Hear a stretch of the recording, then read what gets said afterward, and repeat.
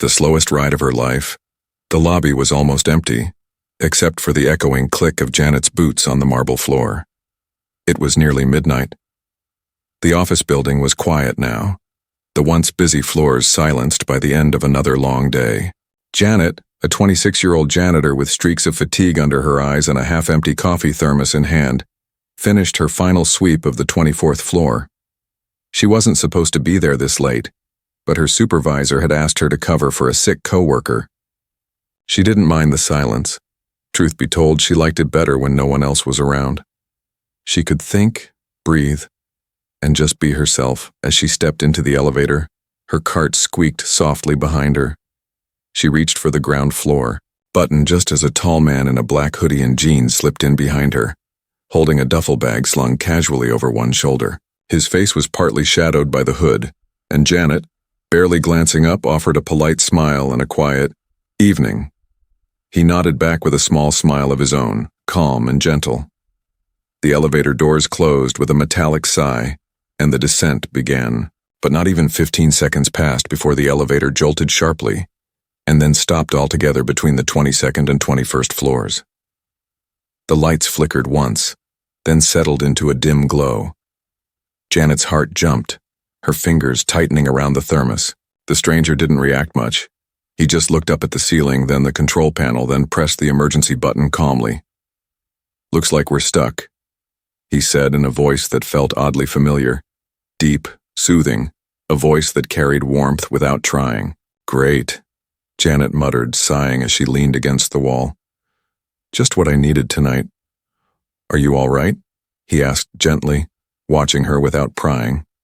"I guess," she said, setting the thermos on the floor and slumping down beside it. "Just tired. It's been a long week." He nodded, then did something surprising. He lowered himself to sit cross-legged on the elevator floor, placing his bag beside him. It wasn't something most strangers would do, but he didn't feel like most strangers. They sat in silence for a minute, the kind that's not awkward, just quiet. Then he said, "You work nights?" "Yeah," Janet replied. "Cleaning. Not the most glamorous job in the world, but it pays the bills."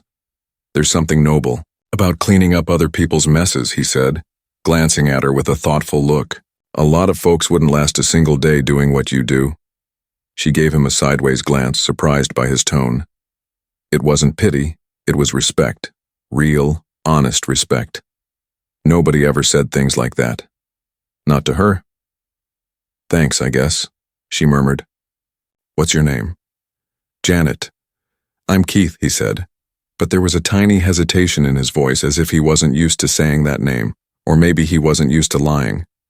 The elevator's fan hummed softly overhead, the only sound in the still air. Janet leaned her head back against the wall and closed her eyes for a second. "How long do you think we'll be stuck?" "Hard to say," he replied. "Depends how quickly maintenance notices." "Well, they're probably asleep." "Could be worse," he said with a grin. "We could be stuck with 30 strangers and no air," she snorted. "Yeah, or an insurance salesman who just got dumped. Or someone who insists on singing Broadway musicals for hours." She laughed, more than she expected to. His jokes weren't great, but his timing was perfect. And something about his voice made even the worst situation feel manageable. "So what brings you here at this hour?" she asked. "I was visiting a friend," he said vaguely, then added, "Needed to drop off something important." She raised an eyebrow. "At midnight?" "He works nights too," he said with a casual shrug. And Janet didn't press. She didn't want to make things uncomfortable. Maybe he was just one of those people with a strange schedule, or maybe he didn't want to be recognized, though she still hadn't realized just how recognizable he was. The minutes passed slowly. Time felt strange inside the elevator, as if it had stopped with the floor. Janet found herself talking more than usual. Maybe it was the quiet. Maybe it was the stranger's calm energy. Maybe it was the way he listened, not like someone waiting to talk, but like someone who actually cared about the words. She told him about her little apartment with the leaky faucet, about the stray cat she fed every morning before heading to work. She told him how she once wanted to study art, but life got in the way. And he just listened, nodding, asking questions without pushing. "You're more than your job, you know," he said gently. You're still that artist. You still matter. His words struck something deep inside her, something she hadn't felt in a long time, like someone was reaching past the grime of her everyday struggle and reminding her that she used to dream.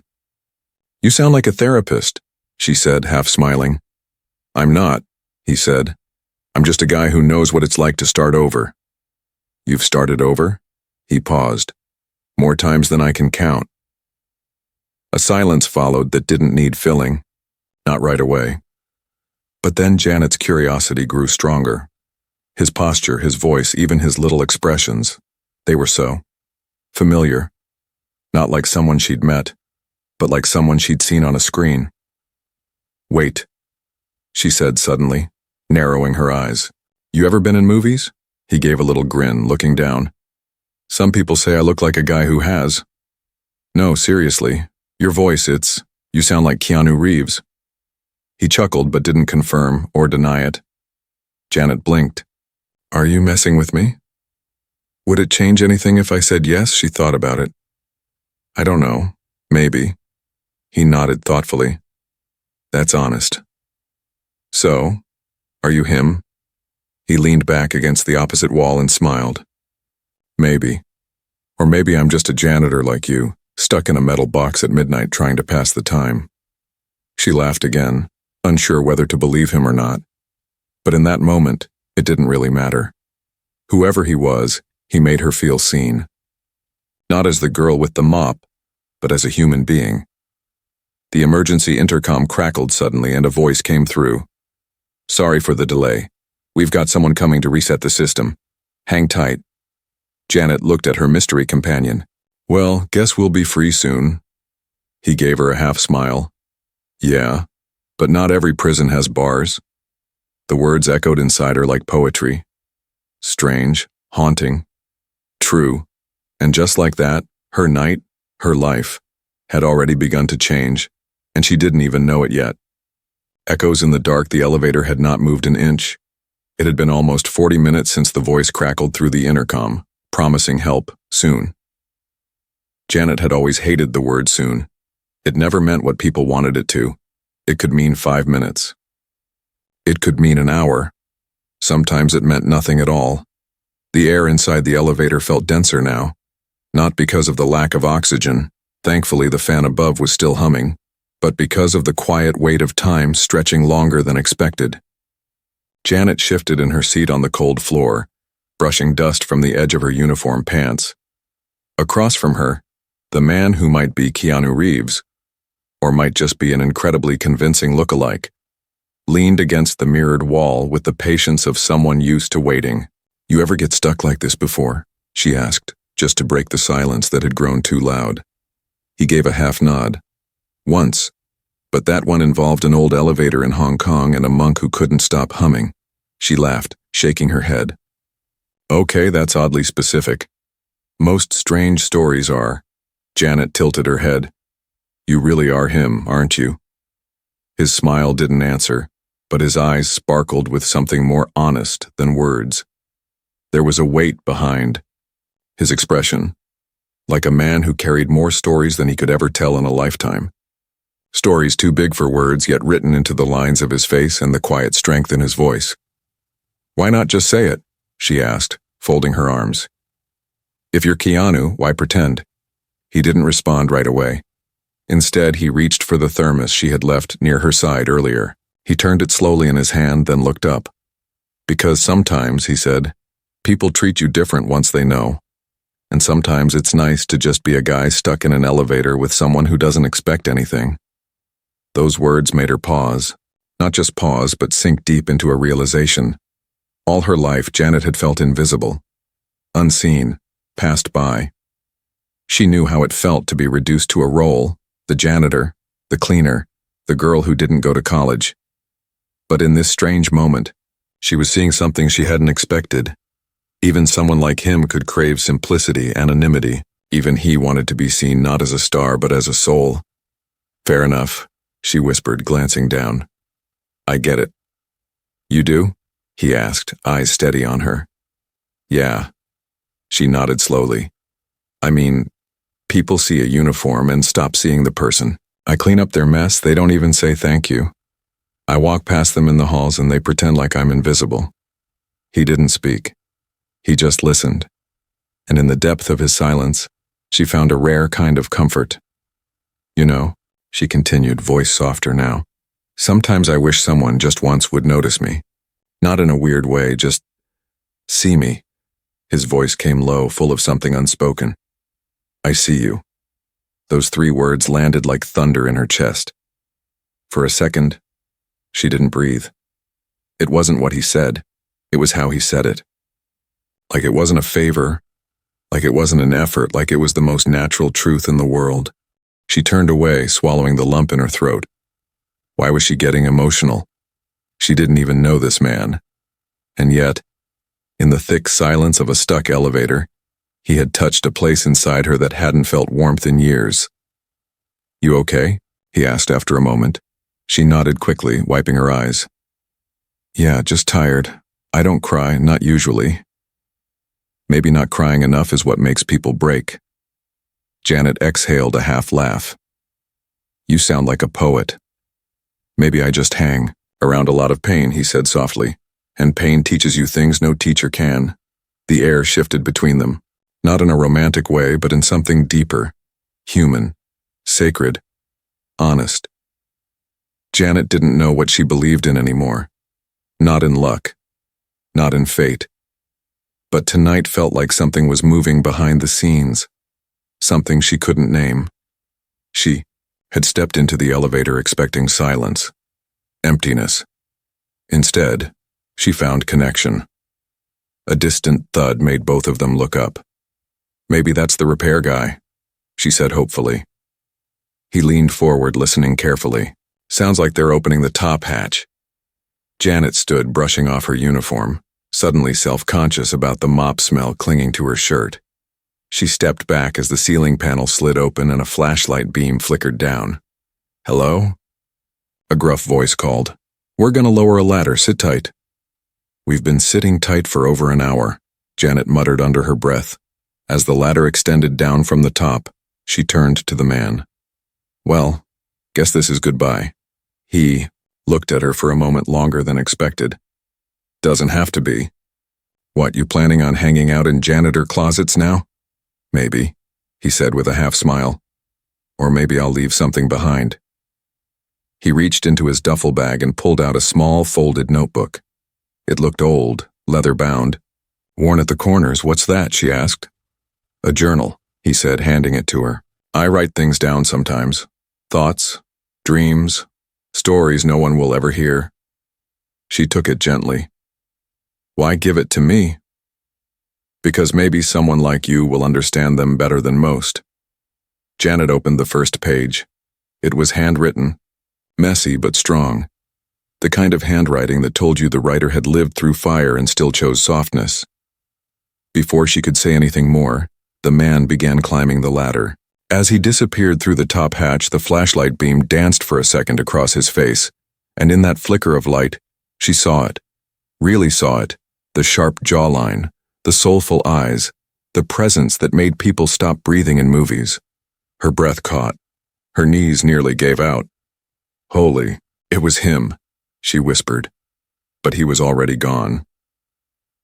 Janet stood in the dim elevator, staring up at the open hatch, holding the journal to her chest like a lifeline. Somewhere in that worn leather book was the proof that this wasn't a dream, that for one strange night the world had stopped just long enough for her to be seen, not by a stranger, but by Keanu Reeves. And though the elevator would move again, something inside her had shifted forever. The pages that changed everything. Janet didn't go straight home after she was released from the elevator. She sat outside the building for a while, her cleaning cart parked beside her, the quiet buzz of early city traffic humming like a low lullaby in the distance. The night had broken open into morning, and with it, a strange emptiness took root in her chest. But it wasn't the kind of emptiness born from sadness. It was something else. Like her soul had been shaken awake, like some inner part of her had opened its eyes after years of sleep. She stared at the small leather journal in her lap. It was heavier than it looked, not just in weight but in meaning. Part of her didn't want to open it, not here. Not on a bench in the cold wind with gum wrappers dancing across the pavement. But another part of her couldn't resist. The moment she flipped it open again, it was like falling into someone else's heart. The first page had no title, just a sentence written in block letters. What if everything you lost still existed inside you, just waiting to be forgiven? The words hit like a soft hammer to the chest. Janet's fingers trembled slightly as she turned the next page. There were sketches, rough, beautiful, messy. Some were of nameless faces, old men with closed eyes, girls looking up at stars, hands reaching out across pages. And below each one was a note. Not full paragraphs, just small, delicate observations. She smiled like she remembered something too beautiful to say out loud. He stood in silence, not because he had nothing to say, but because he'd learned not all truths need to be spoken. Janet kept reading, page after page, sinking deeper into the emotional rhythm of the journal. Whoever wrote these words had seen the world through a lens she had long buried. He wrote like someone who had been broken and chose not to harden, like someone who saw the invisible people like her. One entry made her stop breathing for a moment. I once met a woman in an elevator who spoke like her pain had teeth, but she smiled anyway, and in that smile I saw everything we forget to notice in the rush of our lives. Her hands clutched the journal. Was he writing about her? Had he written this after they spoke? Or had he already known she would be that person? The sun began to rise, casting a gold haze over the tops of the city buildings. Janet wiped her eyes and stood. The world looked different now, even though it hadn't changed. The buses still growled by. People still walked fast and stared at their phones. The streetlights still blinked lazily in the fading darkness, but something inside her had cracked open, and she couldn't go back to pretending anymore. Janet didn't tell anyone about what happened. Not her sister, not her neighbor, not her coworker who always asked how her night shift went. It felt too sacred, too fragile. Like if she said it out loud, it would lose its weight, its magic. Instead, she went back to her routine, but everything felt louder now. The silence in her apartment, the bleach smell in the closet, the echo of her mop across the empty floors. She read the journal every night before bed, not in order, just flipping through pages like drawing tarot cards, letting fate pick what she needed to hear. And every time, the words felt like they were meant just for her. Then came the day she found the page marked with a red paperclip. Unlike the others, this page had a date, January 9th, 2024. Beneath it, a single sentence. If you're reading this, then maybe this was meant to happen after all. It stopped her heart. The words weren't poetic this time. They were direct, intentional, and in tiny writing at the bottom corner of the page, like a secret meant only for one set of eyes, was an address. No name. Just a place. Her fingers hovered over it. Her mind raced. What was this? A challenge, an invitation, a joke? But her heart whispered something louder. A chance. The building wasn't fancy. In fact, it was surprisingly ordinary, tucked between a plant shop and a closed-down laundromat on a quiet street Janet had never walked before. The address led her to a brown door with faded numbers and no buzzer. She hesitated. 1,000 thoughts surged inside her. What if it was a mistake? What if she knocked and some random person answered? What if it wasn't meant for her at all? But then she thought of the elevator, of his voice, of the way he said, "I see you." And so she knocked. At first, there was no response. Then the door creaked open, revealing a man, not Keanu, but a kind-looking older gentleman in a paint-stained sweater and mismatched socks. He looked at her with surprise, then recognition.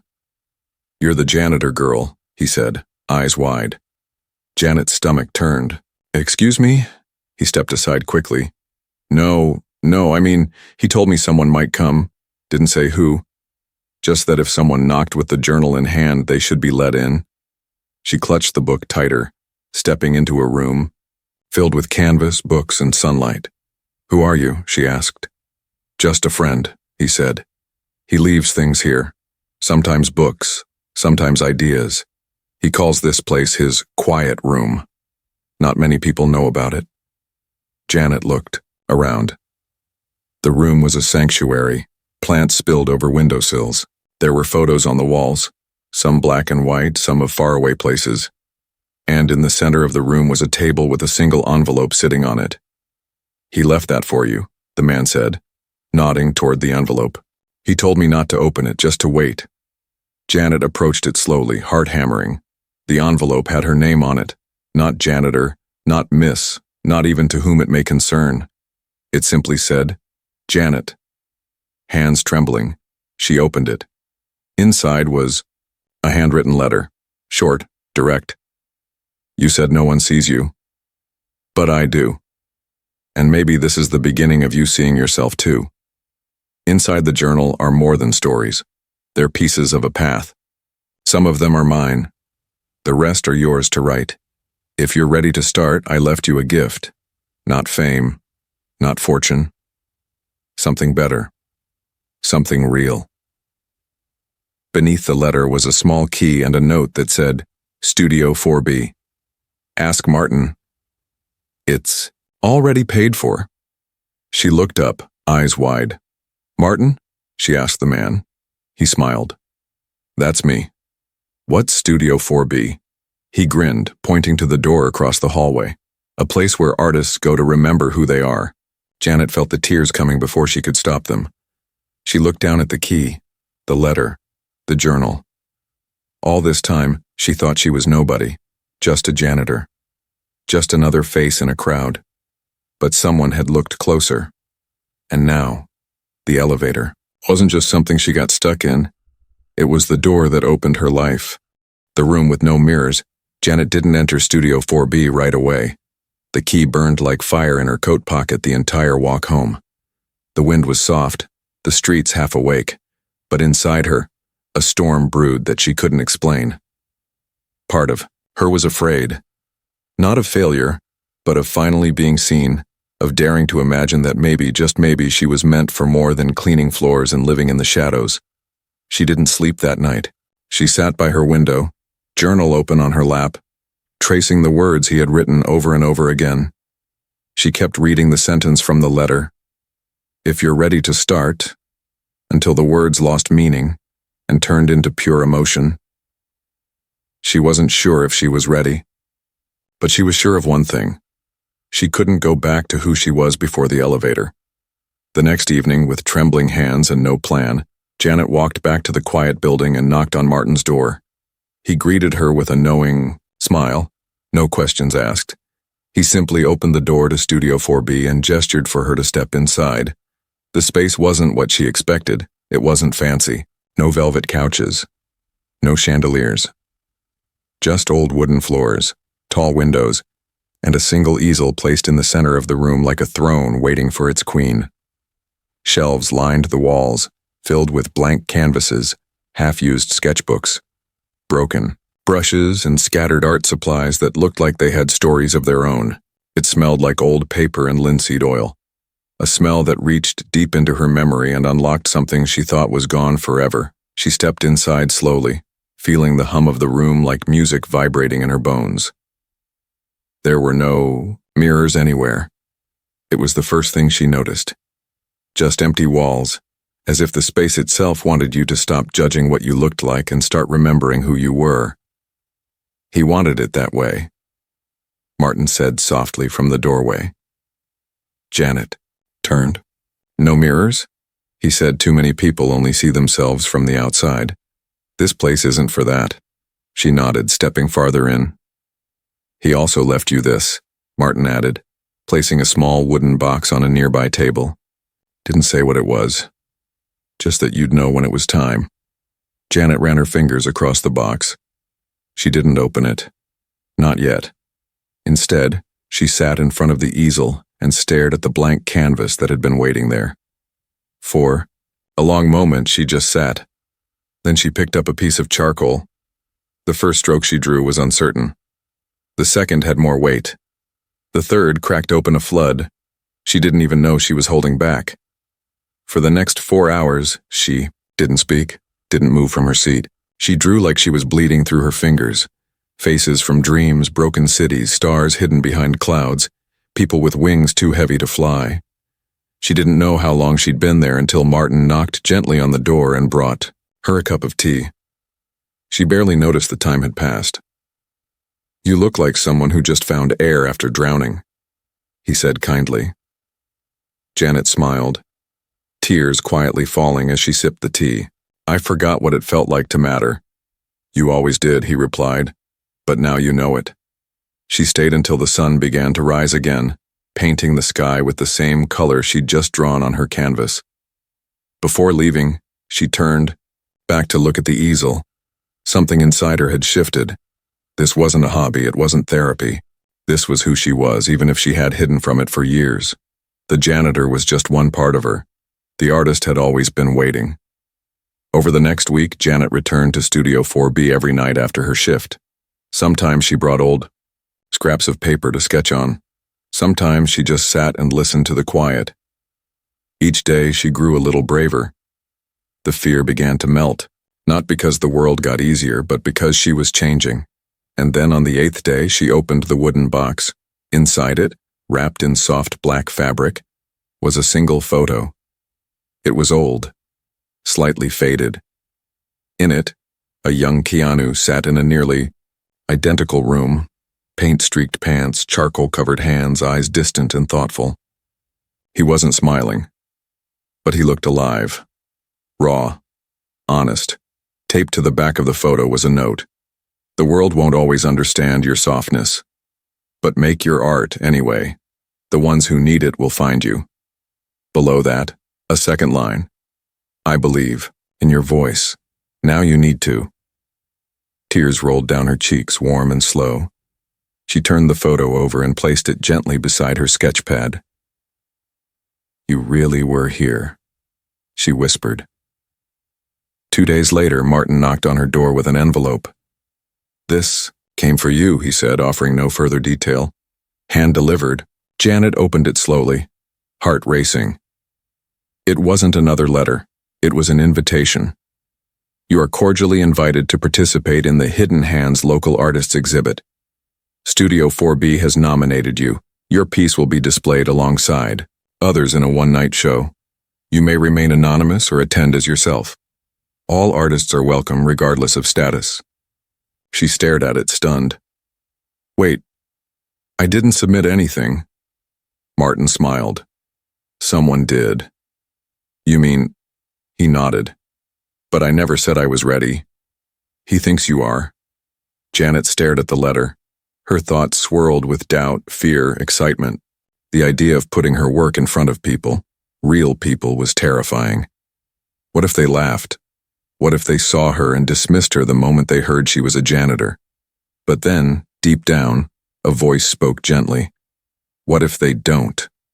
And, louder still, what if someone out there needs to see what you've made? On the night of the gallery, Janet stood at the entrance for almost 10 minutes before going inside. She wore her plainest dress, no makeup, hair pulled back. She didn't want attention. She just wanted to see the painting on the wall, the one she titled Weightless Silence. It was a figure sitting in an elevator, shadows dancing all around, but the eyes glowed like they carried every unspoken word the world ignored. She found it hanging in the far corner of the room. People stood in front of it, staring quietly. No one said much. Some tilted their heads, others whispered, and Janet didn't need to hear the words. Their silence was enough. She had touched something. Then, just as she turned to leave, she saw him, standing near the exit. Hood up, same duffel, bag. But this time his face wasn't shadowed, their eyes met. He smiled. She walked up slowly, heart thundering. "You came," she said, barely above a breath. "I never really left," he replied. "Was all this for me?" He looked at her kindly. "No, it was because of you." "Why?" "Because the world needs people like you to remember how powerful they are." She looked away, trying not to cry. "You're not invisible anymore," he said. She met his eyes again. "I don't think I ever was. I just stopped seeing myself." "Exactly." And with that he turned and walked away. No fanfare, no spotlight, just a man who had done what he came to do. Janet stood in the gallery, surrounded by strangers and warmth and truth. And for the first time in her life, she felt whole. When silence becomes thunder, it started with a whisper. Just a soft murmur online, an anonymous blog post written by a gallery visitor who'd seen her painting at the exhibit. The author didn't know who she was. They only knew how they felt. And that was enough. I stood in front of a painting by someone called Jay from 4B. It wasn't just art, it was memory. It was grief and hope sitting in the same room. I don't know who painted it, but they made me feel less alone. Whoever you are, thank you. Those words were shared, reposted, and reposted again. Then came the comments. Hundreds, then thousands. People writing about their own invisible battles, their loneliness, their forgotten dreams. People who were janitors, nurses, cashiers, mothers, veterans, teenagers, all saying the same thing. I saw myself in that painting. And though she had signed it only with an initial, someone connected the dots. A local arts reporter did a piece on the mystery artist of Studio 4B. And though Janet had declined interviews, the gallery's records weren't sealed. Within days, a photo of her surfaced. Just a candid shot, taken during the exhibit. She hadn't even noticed the camera. And below that photo, one sentence burned. Its way across headlines, "Meet Janet, the janitor whose painting made the city stop." It felt like falling into a story that didn't belong to her. Janet didn't know how to navigate the world's sudden attention. She still worked night shifts. She still fed the stray cat on her way home. She still lived in the same apartment, with the leaky faucet and flickering bathroom light. But now people stared longer in hallways. Her manager offered to move her to day shifts. Someone left a bouquet of sunflowers outside her locker. Even strangers at the grocery store looked at her like she had stepped out of a magazine. "You're the artist," they said. "Not janitor. Not cleaning girl. Not nobody." But the attention didn't feel like praise. It felt like pressure. With each new article, each glowing post, Janet felt herself shrinking, not growing. As if her story was no longer hers, but something others now owned and expected her to perform. She was no longer invisible, but she wasn't sure she was seen either. Not really. Not like he had seen her. She stopped painting. Not because she had nothing to say, but because the noise around her drowned out the silence she once needed to create. Her sanctuary had become a stage. One rainy night, she returned to Studio 4B, hoping to feel something again. But the room felt colder than she remembered. Unfamiliar. Her hands trembled as she touched the easel, but nothing came. The ideas were there, but they no longer whispered. They screamed, and she didn't know which voices were hers and which belonged to the world.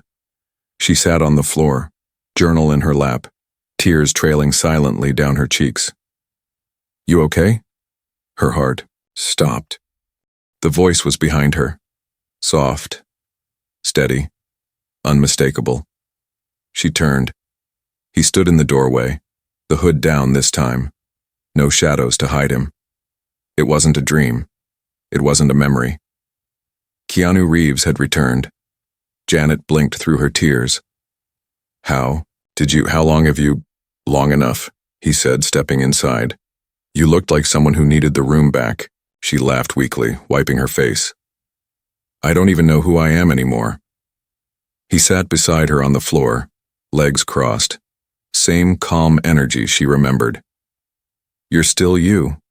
You just got caught in the noise." "I didn't want the attention," she said. "I didn't do any of this for fame. I was just trying to remember who I was." "And you did," he said. "But here's the hard part. When the world notices your light, they want to own it, shape it, sell it." Janet nodded. "I can't even paint anymore." "Because you're afraid the world's watching." "Yeah," she whispered. He looked at her, eyes full of empathy.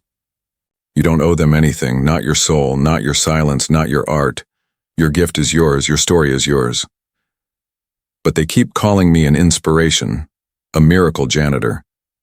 It's like they like the struggle more than the healing. Like they only love me because I used to be broken. He placed a hand gently over hers. Then remind them you're not broken anymore. She looked at him, tears returning, not because she was sad, but because she was heard. Fully, deeply heard. Again? I thought you left, she said. I never do, he replied. Not really. I just wait until I'm needed.